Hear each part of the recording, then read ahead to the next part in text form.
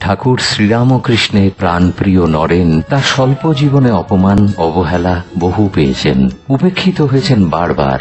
নিদারুণ দারিদ্র্যের সংসারে সকালে উঠে অফিস পাড়া ঘুরে ঘুরে চাকরির খোঁজে বেরুতেন। চরম দারিদ্র্যের মধ্যে সারা জীবন টেনে নিয়ে গেছেন। 23 বছর বয়সে শিক্ষকের চাকরি পেলেন মেট্রোপলিটন স্কুলে, কিন্তু সে চাকরিও টিকল না। আবার বেকার বিবেকানন্দ। দেশে ও বিদেশে অর্ধপেটে বা অভুক্ত থেকেছেন দিন থেকে দিনান্তে। চিঠিতে লিখেছেন, কতবার দিনের পর দিন অনাহারে কাটিয়েছি, মনে হয়েছে আজই হয়তো মরে যাব। জয় ব্রহ্ম বলে উঠে দাঁড়িয়েছি।